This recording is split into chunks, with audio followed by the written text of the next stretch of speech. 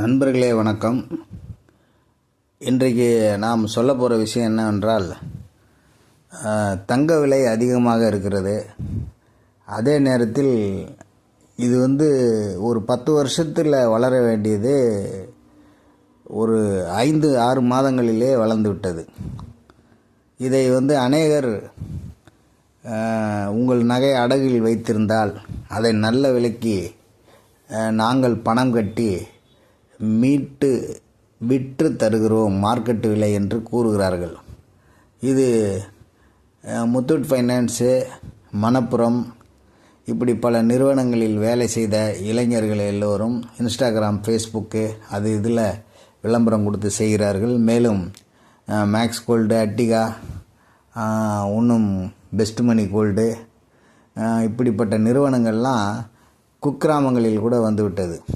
ஆகவே நீங்கள் இந்த வேலையை மேலும் தொடர்ந்து செய்து கொண்டு இருந்தீர்களானால் இது அதிகமான ஒரு சூழ்நிலையை தராது.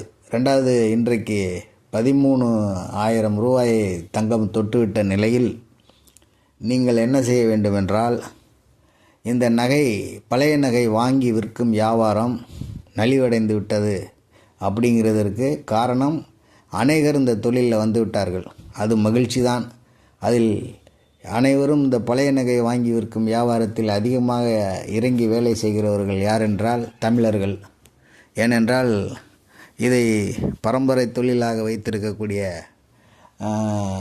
அதாவது பான் புரோக்கர் தொழிலை செய்கிற வடநாட்டு நண்பர்கள் இந்த தொழிலை வாங்கி விற்கும் தொழிலுக்கு வரமாட்டார்கள். காரணம் பயம். திருட்டு நகையாக இருந்தால் நாளைக்கு அதை ரிட்டர்ன் கொடுக்க வேண்டிய நிலைமை வரும். இது வாங்கி சென்றவன் பணத்தையும் வாங்கி சென்று விடுவான். அதன் பிறகு அதன் மீது என்கொயரி, போலீஸ் விசாரணை வந்தால் அதை ரிட்டர்ன் கொடுத்தால் நாம் தப்பிப்போம், இல்லை என்றால் நாம் அதில் மாட்டிக்கொண்டு நஷ்டமடைந்து விடுவோம் என்று வாங்க மாட்டார்கள். ஆகவே நீங்கள் தமிழர்களாக இருந்து இந்த வேலையை செய்கிறதுனால் மிக்க மகிழ்ச்சி. இனி இது வளர்வதற்கு வாய்ப்பில்லை. ஏனென்றால் 13,000 ரூபாயை தொட்டுவிட்டது. மேலும் மே மாதம் வரைக்கும் இந்த அமௌண்ட்டு கண்டினியூவாக நீடித்ததே ஆனால் நீங்கள் இந்த வியாபாரத்தில் இருக்கிறவர்கள் வருகிறதே வேண்டாம் என்று சொல்லாமல் செய்யலாம். ஆனால் புதிதாக ஒரு தொழிலை நான் சொல்லுகிறேன். அதை இங்கு வியாபாரம், தங்க நகை தொழில் தெரிந்தவர்கள் மட்டுமல்ல, தெரியாதவர்களும் நகை வாங்கி அதை சேமிக்கும் பழக்கத்தோடு இருக்கிறவர்கள் அதற்கான ஒரு தொழில்நுட்பத்தை நாளை அறிமுகப்படுத்தலாம் என்று இருக்கிறேன். அதற்கு ஒரு குறைந்தபட்ச இன்னும் முதலீடு தான் தேவைப்படும். ஆனால் வளமும் அதிகம். இதில்